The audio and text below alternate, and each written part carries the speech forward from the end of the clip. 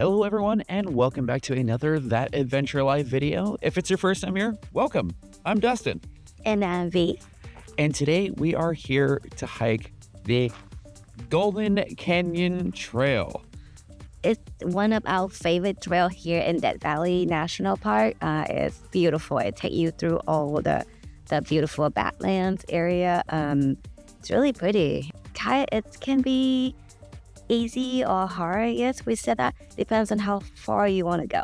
So you can go just to a simple Red Cathedral, that's 1.25 miles, or go all the way to Zabriskie Point and make it into a loop and go back. That one probably about 8-9 miles, and then or cut out Zabriskie Point and just do get Red Cathedral and Gower Gulch. That would be probably about 6 miles. So yeah, the world is your oyster. You can pick your route and see how far you want to go. But if you haven't done this one before, or if you have, we highly recommend doing this one. It's really beautiful. There's so much to see. Love it. Love it. Yeah, so you guys ready to go? Yeah, I'm ready to go because we're filming this next to the restroom and it's kind of stinky. So and by the way, so it is a loop. So if you want to do it in a loop, usually counterclockwise is where all the beautiful scenery is, and then Gower Gulch is pretty, but it's more like a slot canyon with sandy wash. If you go counterclockwise, it's less steep. If you go clockwise, it's steeper if it's pretty. So we're gonna go counterclockwise. Clockwise. We're gonna go clockwise. So we're gonna go through the Red Cathedral first. Okay. All right, let's do it. The trailhead for Golden Canyon is located off of Badwater Road, and it's about 2.2 miles from the Furnace Creek Inn. Here you will find a somewhat small parking lot, and just know that it does fill up pretty fast, especially if you're doing this hike while a ranger tour is happening. As much as we try to keep our videos as short and to the point as possible, there's so much unique beauty here. We knew while we were hiking that this hike was going to be nearly impossible to condense into a small video. So you may want to hit that pause button real quick and go and grab yourself a drink so you can enjoy the rest of the hike. There are several different variations of this hike that you can do, everything from fairly simple out and backs to big loops with multiple offshoots. In this video, we're going to be doing pretty much everything, and we're even going to climb all the way up to Zabriskie Point.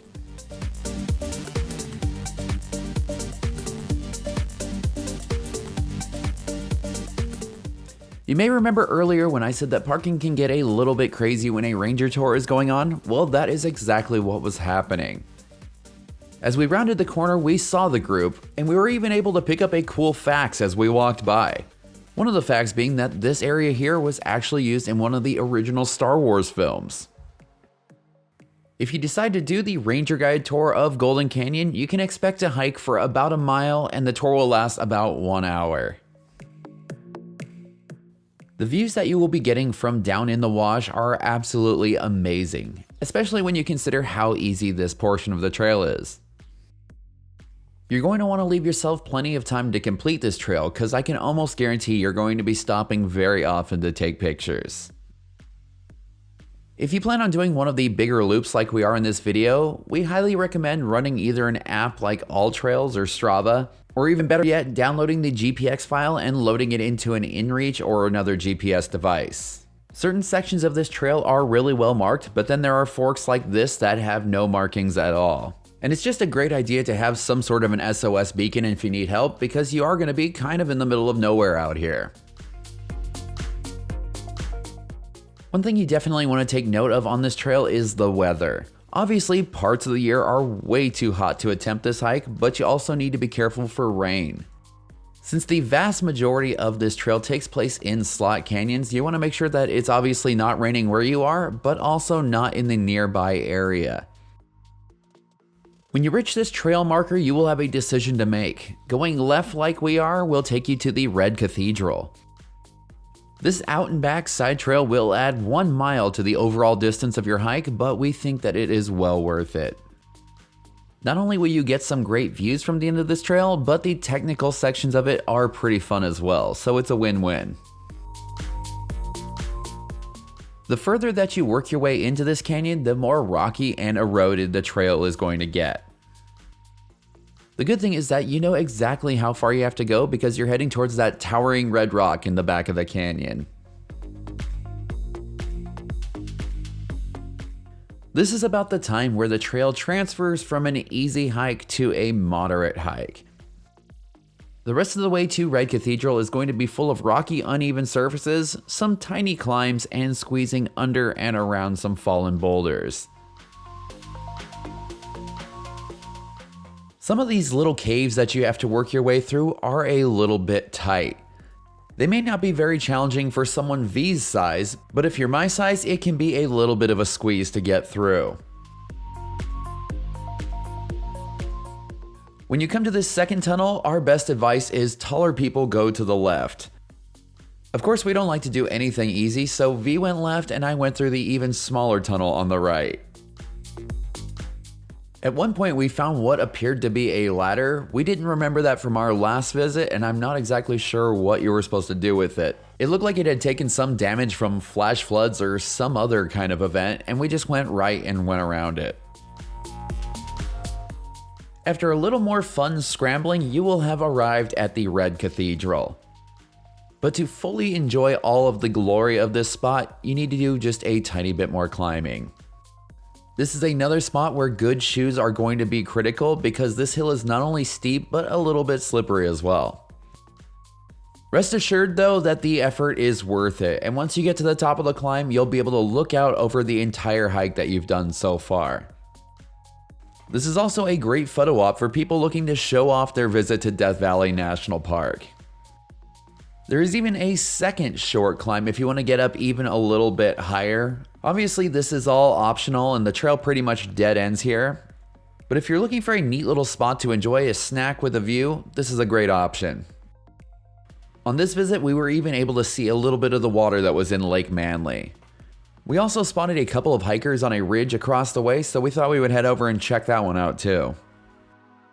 I mentioned on the way up that this climb was slippery, but it's even worse on the way down, so please be careful.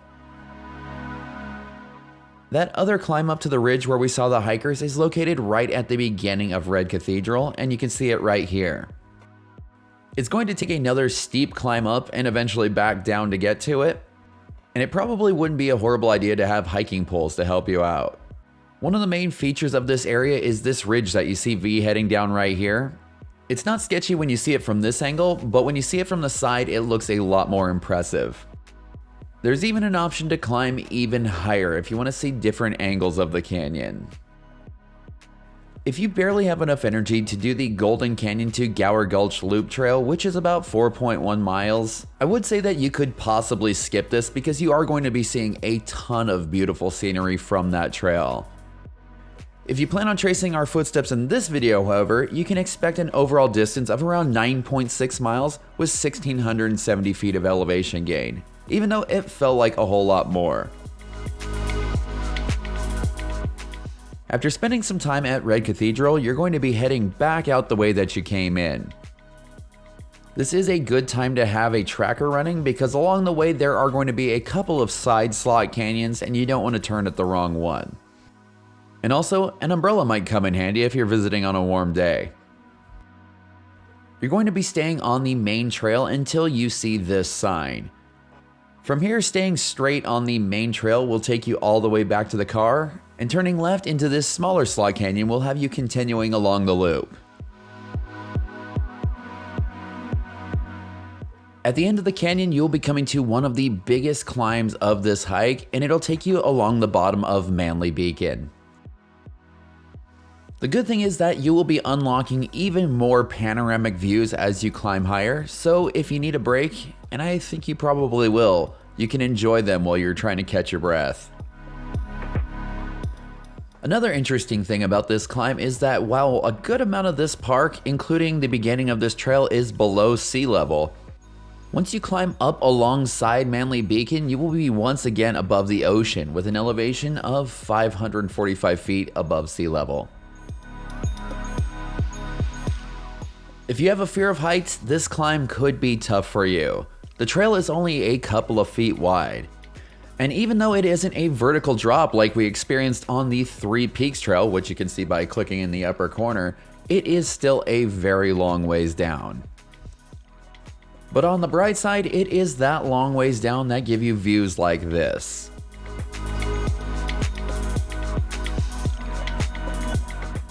If you're wondering how Manly Peak got its name, well, it's actually named after William L. Manly, who along with John Rogers guided members of the ill-fated 49ers out of Death Valley during the gold rush of 1849. Once you reach the top of the climb, you'll have the option to do yet another small side trail. This one will only add about 0.2 of a mile to the hike. And in our opinion, it's yet another one that is well worth checking out. When you come to this fork, if you want to stay on the main trail, you will be going straight, and if you want to take this little side trail, you're going to make a right. This small excursion also has several sections that traverse along a narrow ridge, so people with a fear of heights or bad balance might want to avoid it. But if you survive the climb up the Manly Beacon, you should be fine.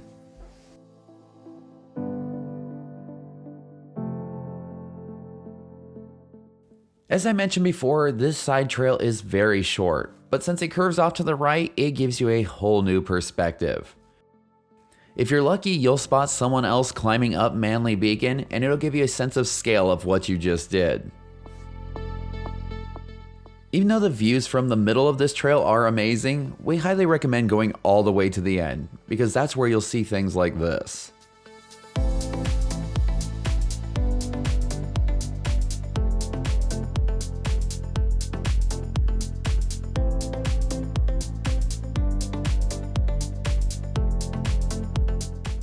And it's also up here where we found yet another fantastic photo op, and it's by walking just a little bit out on this ridge right here. Of course, you do need to be careful and also remember the fact that V has the balance of a bighorn sheep when it comes to scrambling, so be careful if you're going to attempt this.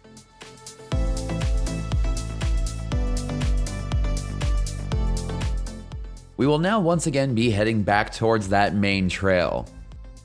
And this will once again present you with some options.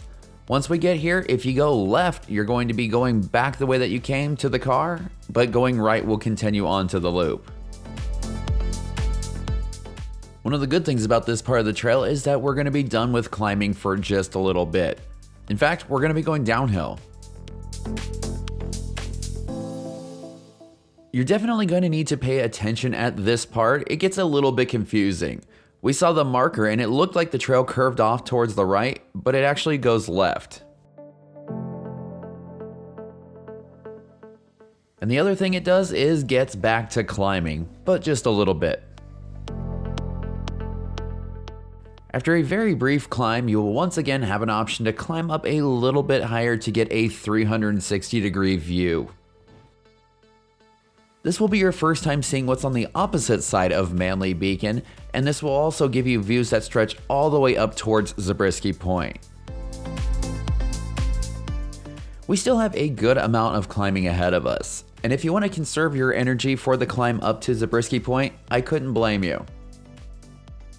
As soon as you leave that 360-degree view, you're going to be dropping into yet another canyon. You're just going to keep going straight until you see this sign right here. Going straight here will connect you to Gower Gulch, which will take you all the way back to the trailhead, and going left will take you to Zabriskie Point. We were feeling pretty ambitious this day, so we said, let's do the whole thing. We have now transferred over to a trail known as the Badlands Loop, and climbing up to Zabriskie Point will add about 320 feet of elevation gain to our hike. This climb is a little bit shorter and wider than the one up Manly Beacon, but it does feel steeper. I wish that I could say that this was the end of the climbing. Unfortunately, it's not. You are going to get a break, but you still have some work to do if you want to go all the way up to Zabriskie Point. If you are enjoying the views on this climb, be sure to take all of the pictures that you want, because we're not going to be coming back this way, which would be a good thing because I'm sure going down that hill could get pretty slippery.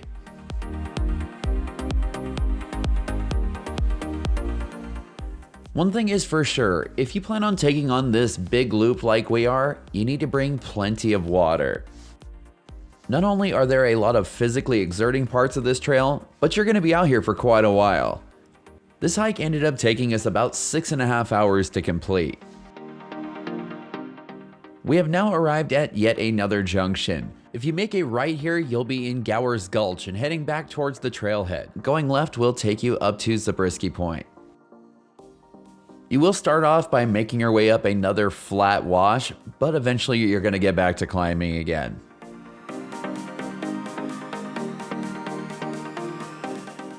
As you climb higher, the trail conditions are also going to start to degrade. What was once flat and sandy is now going to be full of rocks and rain ruts.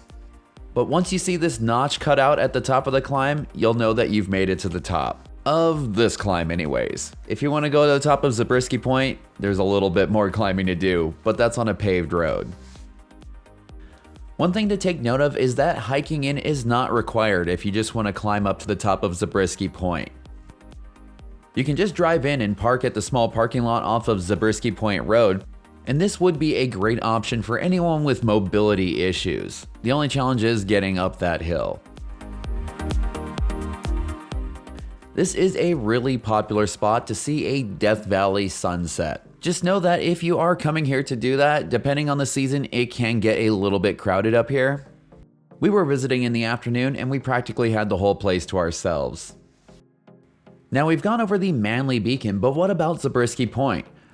Well, it turns out that it's named after Christian Brevoort Zabriskie, who happened to be the vice president of the Pacific Coast Borax Company.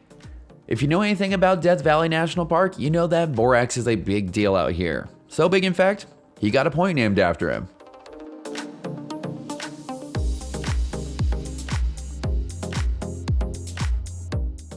From the top of Zabriskie Point, we thought that we spotted a shortcut to get us back down to Gower Gulch. And even though it ended up giving us yet another great view, this trail is closed, so please don't go this way.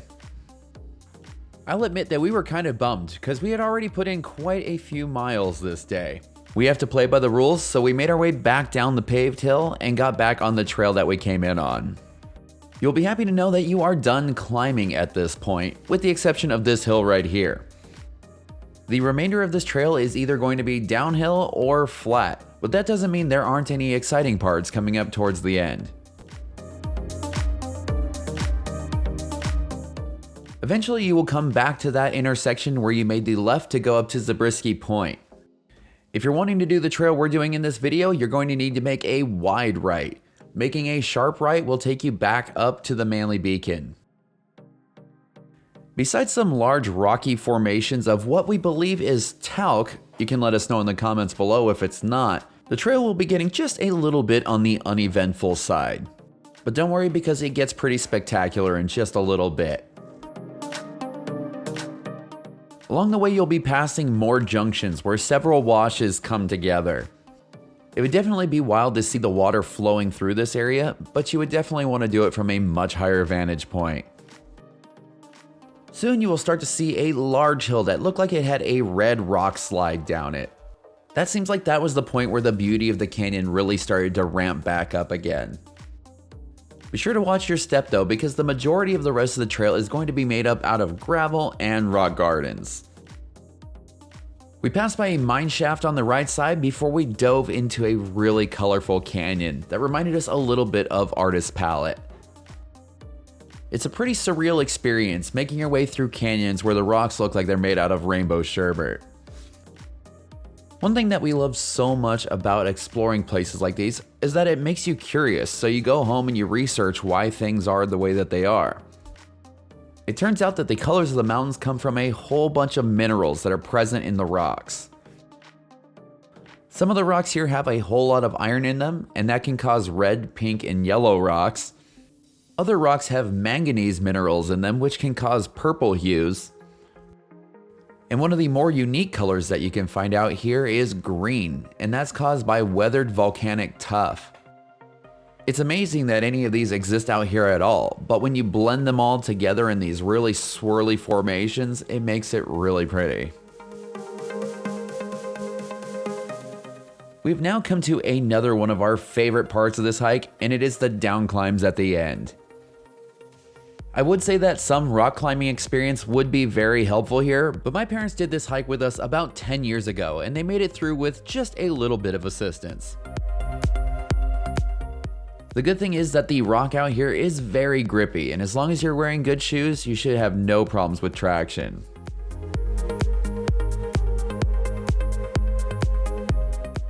This area kind of reminds me of when we went canyoneering in Death Valley at Scorpion Canyon. If you haven't seen that video, be sure to click in the upper corner to watch that because that was a wild experience. But the good thing is that you can do it here and have a much more beginner-friendly experience with no rappelling gear needed. We have now come to one of the last down climbs of this hike, and it's a pretty easy one. After that, you will be coming to the end of the canyon, and this is very important. This last spot right here is not a down climb. It is a massive drop, and what you'll be doing instead is going up and to the right. There is one last semi-thrilling moment before a nice and easy walk back to the car, and it is right here. The trail is a bit skinny with a large drop on your left side, but as long as you hug that wall on the right, you should be fine. You definitely don't want to fall off that cliff because you can see it right here on the left side of the screen. After all of that beauty and excitement, you have one thing left to do, and that's to hike about 0.8 of a mile back to the car. I'll be honest, this part of the hike is a little bit uneventful and boring. But when you consider all the other awesome things that you got to see, it is well worth it. If you finish this hike and you still have some energy left in you, you should check out our video about Natural Bridge. That hike is way shorter and easier, but it still takes you to some pretty awesome places. And if you're really looking to take your next trip to Death Valley National Park to the next level, check out our video about the Mesquite Sand Dunes. Not only can you go hiking there, but we went sand sledding as well. And if you love Death Valley as much as we do, be sure to stay tuned in the next couple of weeks because we have more awesome content coming from this trip. If you enjoyed this video, be sure to like, comment, and subscribe because that really helps out the channel. And for all the information about this hike as well as other awesome Death Valley adventures, head on over to thatadventurelife.com.